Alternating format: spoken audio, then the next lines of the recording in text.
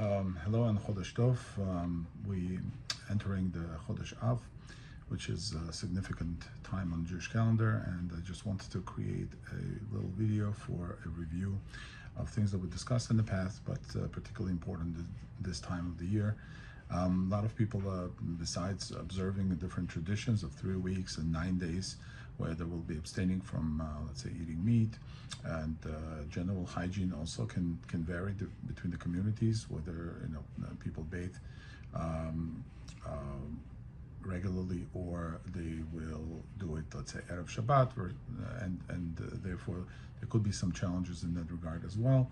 I want to discuss some of these things, including eating and also who would be in danger of not, if they fast and do not get their regular nutrition or medication, or they are in a condition that does not allow them to fast. So it's a quick review. Obviously, the differences of opinions, and I leave it up to you to speak to your local authority, rabbi, doctor, whoever you are in contact with, in order to facilitate yourself and others in your family, your friends, so you do not incur any ill effects or even dangers from this period. It is customary during these days not to venture out, not to take trips. We don't celebrate any happy occasions, and we abstain from activities that could be a little bit risque in a general sense. And we have the period of mourning that lasts till Tisha B'Av.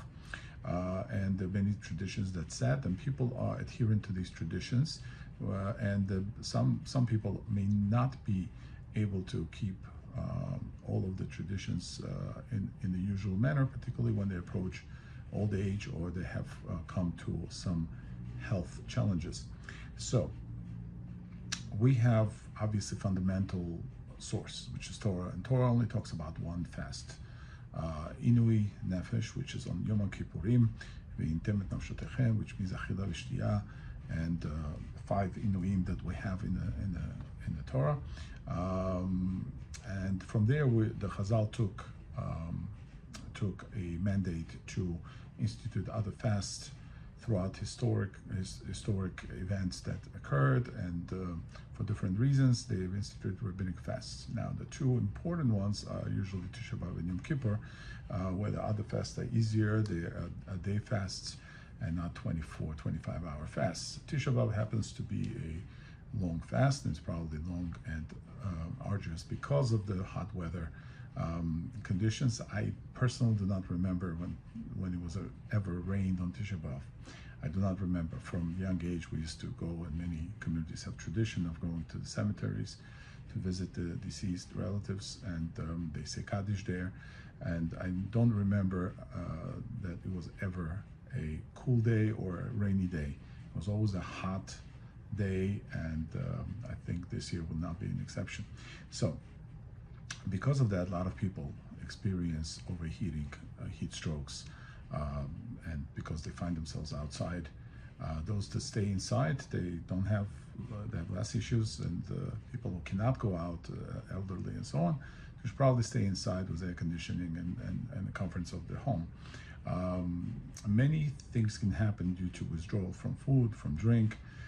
This could be general elements that like dehydration, lack of sugar, low sugar, and particularly with people who already have pre-existing conditions that require them to take medications for, unfortunately, to take medications. I mentioned polypharmacy a lot, and a lot of Americans are on that so-called medicated schedule, and it does not help when they withdraw. Some people do withdraw from drugs. They take fast seriously, and that's also another consideration.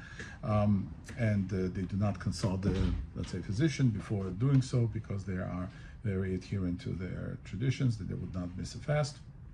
And this can cause some things. Unfortunately, I'd rather people not take medications and be fine and well regulated. But unfortunately, the situation is that many people are on medications willingly, or they'll be convinced to get on certain medications, which in and of itself puts a person at the jeopardy of their health if they do not drink, do not eat, because all the metabolic processes that are required for medication to take effect require food, require drink. They have to take them with meals, and sometimes it is appropriate to convince the person based on the physician's recommendation, or anybody who's knowledgeable of the condition, to recommend to eat, or at least to eat small amounts of food as halachically appropriate to get through the fast.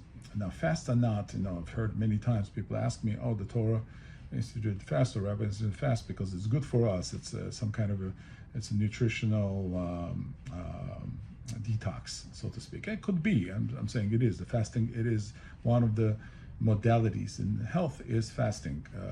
Fasting is beneficial, but not in case of the religious establishments. The religious establishment is usually a sacrificial in nature. A person sacrifices part of himself. He does not eat or drink, and therefore it's considered a devotional kind of practice, and has little to do with health effects, or positive health effects. But it can definitely generate negative health effects, like I mentioned, and therefore it needs to be addressed ahead of time so the person has a sufficient nutrition and strength and energy to go through the day. Besides the Torah mentioning obviously Yom Kippurim, the Gemara goes into a lengthy discussion of whether Inuim are and who is exempt from the Inuim, and this usually is definitely Chodesh Yesh Bo Sakana, and other types of the sickness are need to be considered. For instance, somebody nofel mishkaf doesn't have a sakana, but he is ill, he has a fever. Somebody who's post-surgery, somebody who's been injured in any way. These are people who obviously the immune system is low. They're fighting off infection, they're recovering, and the body is very taxing on the body to have a fast in addition to what they're already going through. Women who recently gave birth, Halacha allows 3 days after giving birth, absolutely no fasts. The woman is considered in a state of sakana, and many women don't consider that because, again, unfortunately, the American system tries to kick patients out of the hospital on the second day. I don't know what the logic is. It was never done back in the day. I remember Soviet Union times, in Europe also, and in any common sense approach to childbirth, a woman's supposed to be in bed for some time until everything heals up. There are different, complications during the birth. There could be wounding, ripping. Unfortunately, the many C-sections, and that's post-surgical, and that's serious. And yes, there is some plus to moving around and moving the blood around, but to engage in activities like preparation for Brit Milah and other things, the woman should abstain from. Although many women, thank God, they do fine, but if there are complications, we want to avoid that. And therefore, the pregnant women are exempt towards the end of their pregnancy if they feel certain onset of nausea or headaches, they are fainting, or they had fainting episodes. They have to be extremely careful, and they have to ask, obviously, whether they can eat. On Yom Kippur, obviously, there's going to be small portions of food. On Tisha B'Av, they might be exempt completely if they are fall into one of the categories that Halacha lists. So now to Halacha, you have Mishnah Torah. We have in Ilchot Shvitat Asor, or Yom Kippurim, at the second parak. The Rambam clearly tells us the boundaries of people who are exempt, and he says in this lashon, "Cholei sheish bo sakana, sheshar le'echol b'yom kippurim, af al pi she'arofim habakim omrim she'en tzarich ma'achilim oto, al pi atzmo ad she'yomar dai." It's an interesting concept to compare to any other culture or religion, that we rely on the choleh, we rely on the sick person, that even the doctors who say that he has to, that he can last without eating for 24 hours, and they've taken his vitals, let's say blood pressure, everything. A person is on their premises, let's say in the hospital, whatever, and all vitals are fine. And the doctor says, "No, what, you can fast, not a problem." Then the person says, "No, I need to eat." Then we feed the person based on his own assertion of how he feels. That's the most important thing. A lot of things stem from that. Informed consent stems from that. Person denying care stems from that. Even against medical care, sometimes person can say, I don't want it, I don't need it, or I do need it. Let's say, even though you feel as a doctor that the person may not need it, and the person says, no, I'm not feeling well, you have to take that into consideration, and there might be something else going on that can be hidden from our eyes, an expert in the situation. Now, Amar Ochle Ani Tzarich, if the person says, I don't need, Ve'arofeh Amar Tzarich, Achinim Oto Al Piv.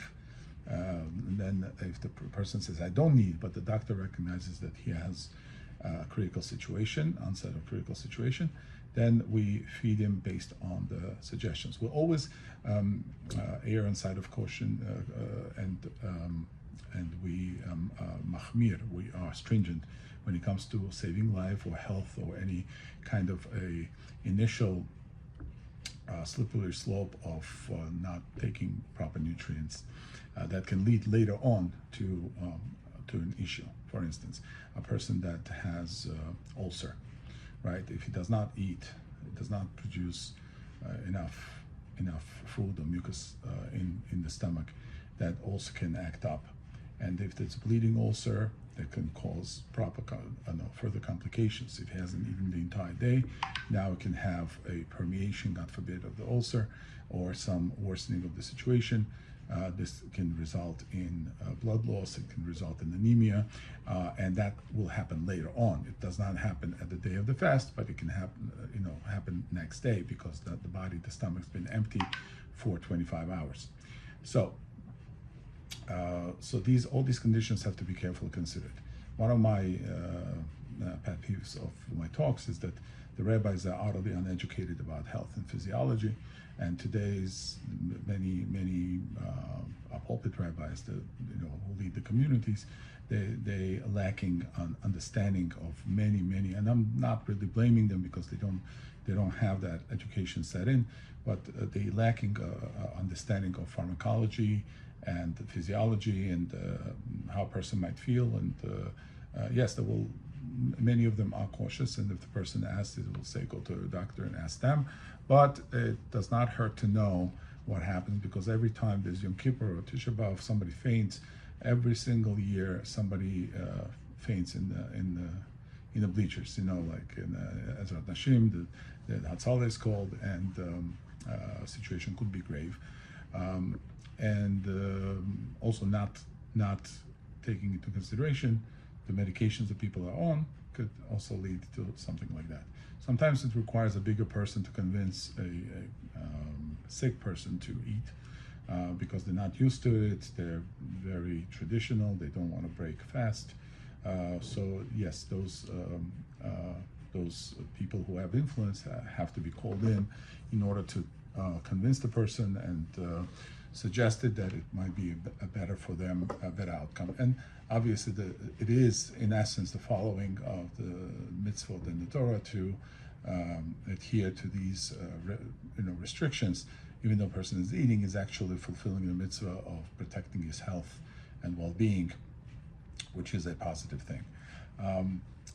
This halacha also applies to, like I said, to pregnant women, and depends. So the Rambam says, "Ubara she'iricha lo chashim la be'ozna she'em Kippur mayom." So if the pregnant woman smells something, that we tell her in your ear that's today's Yom Kippur, to remind her.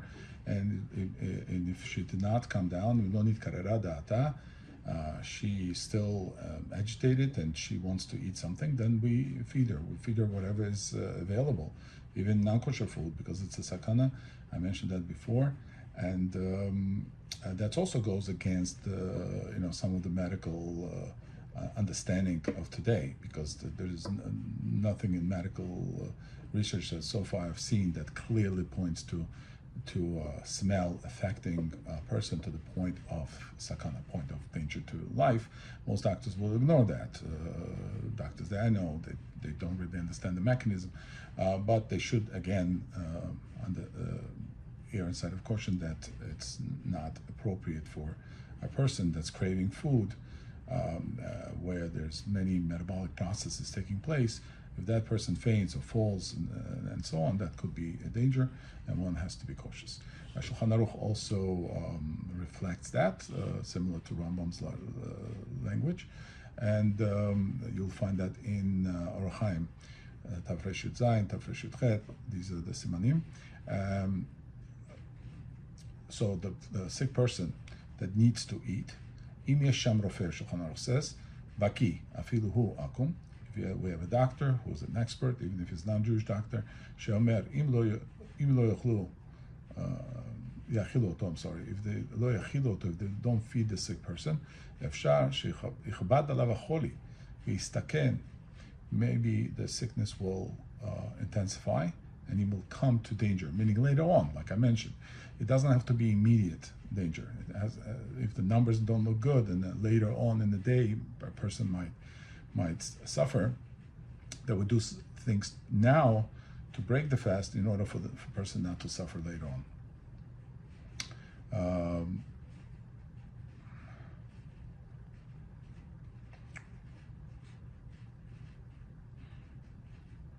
So when we feed a pregnant woman or a sick person, we feed them a little bit at a time. You can look up different poskim, Moshe Feinstein and Auerbach. They have different shiurim or measurements for how much person can eat, how much you can drink, and if it doesn't help, they eat regularly, meaning not even a question. If it's a sakana, we don't have to do measurements. We feed them regularly, as much as they need to eat, they can eat, and we don't restrict them in any way until the person is content. Their system is content, so then we can stop eating. Obviously, there's no luxury eating, eating ice creams or whatever may not be appropriate, but really, if the person needs it and he craves, a pregnant woman craves certain food, then it should be delivered. So let's talk about, because this entire health situation is complicated with medications, with procedures and surgery, then a person should also look, whether a rabbi or a family member, should all be educated in all the side effects of withdrawal from medication or withdrawal from food or drink, that is needed for medication or to recover from procedures and so on. Better you educate yourself. There are a lot of side effects to medications. The better you're going to be able to help the person or recognize the early onset signs of deterioration that can lead to other things. So many times I come across patients that are medicated, heavily medicated. I also have family members, elderly, who have gone through procedures, let's say bypass surgery, cardiac bypass surgery, and they are usually on blood thinners. So let's say if you're in blood thinner medication, you cannot have certain fruits like grapefruit, which further dilutes blood and can also increase the thinning of the blood. And person that can have a danger of bleeding, can bleed more profusely with the introduction of some foods. So one has to careful and cross-reference and check all these things. And then vitamin C in the large doses cannot be taken by a person on blood thinners, which is unfortunate. Meaning, I'd rather have a world where the person is not on medication and is only using natural supplements and foods in order to improve their health. And it's possible and it's doable. There's many reasons not to get on certain medications because they're just being prescribed. A person can definitely change his lifestyle and diet to get rid of, let's say, type 2 diabetes and some of the other issues that could be connected to something else. Doctors that blindly prescribe medication, even after years of person being on the medication, they find out that the cause was something else. The root cause was something else. I've seen people that got off the medication for different reasons, and they found that the blood sugar is normal.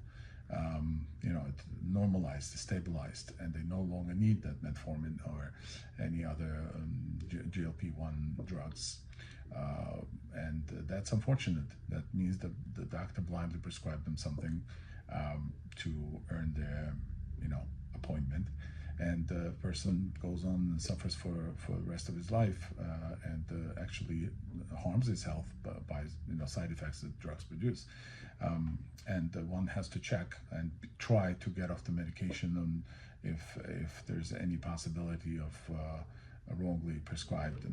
Some people have prescribed wrongly the medication for the conditions that they may or may not have, or they can improve the conditions by changing their lifestyle. Like a weight loss definitely should not be done through medication. It can be done by calorie deficiency or any other controlled means of losing weight, but not right away jump onto this trend of GLP-1s or whatever that can cause other issues. There are foods definitely that can strengthen one's ability to withstand fasts.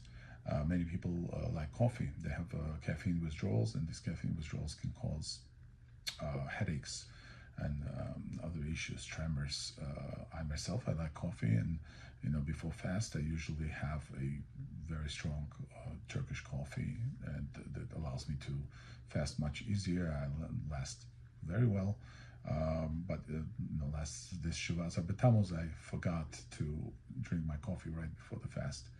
I went to sleep late, ate late, and I usually it should be coffee, but I wanted to sleep, so I didn't take my coffee as usual, and I ended up having a headache that could also be contributed by other issues. Could be upper cervical stagnation, whatever, which I was able to resolve and be able to last to the end of the fast. But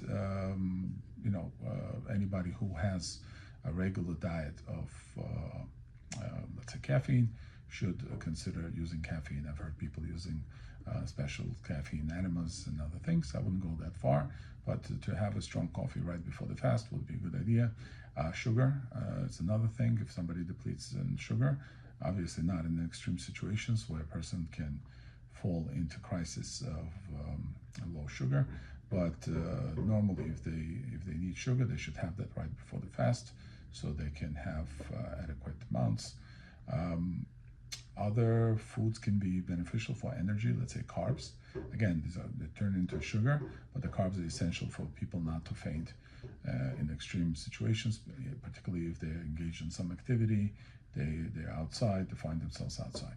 Another depletion is sweating. If it's hot weather, people sweat and they perspire, and they will lose electrolytes, they will lose salt in their body, and it's very important to maintain the sodium levels and put a pinch of salt in the bottle.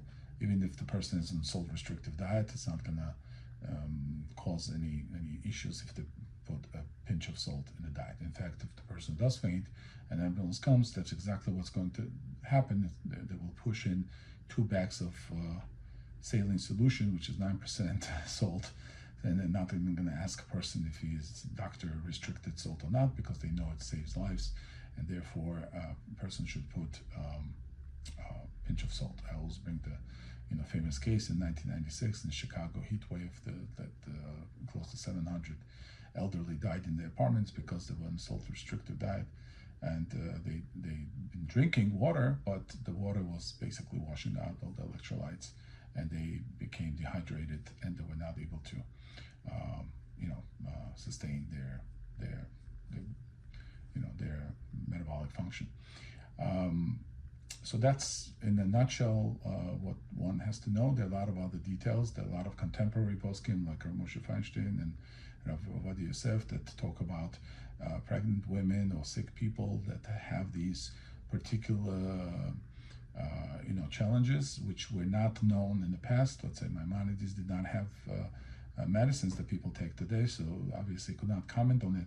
But if today some function of the medicine is known and withdrawal from it is known, then the rabbi should be familiar with that, and the person himself has to know what his limitations are and not necessarily follow the community expectations if the person feels that he cannot make it.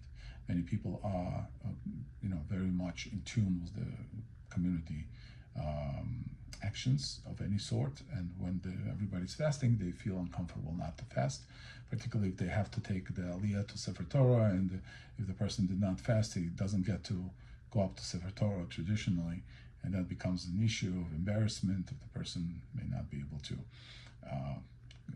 go up. If there's a Kohen or Levi and they expect it to go up and they're not fasting, they usually will be embarrassed. So there should not be a point of embarrassment. The health is primary and the primary value, ultimate value, health and life, and one should not have considerations outside of that because it comes before all other considerations. I hope I covered some of the details. PM me if you have questions, and read up on it as much as possible. There's a lot of contemporary stuff that discusses these things. And have safe fast, and we wish the happy days to come. That these days should cease to exist, and we should have redemption soon in our days.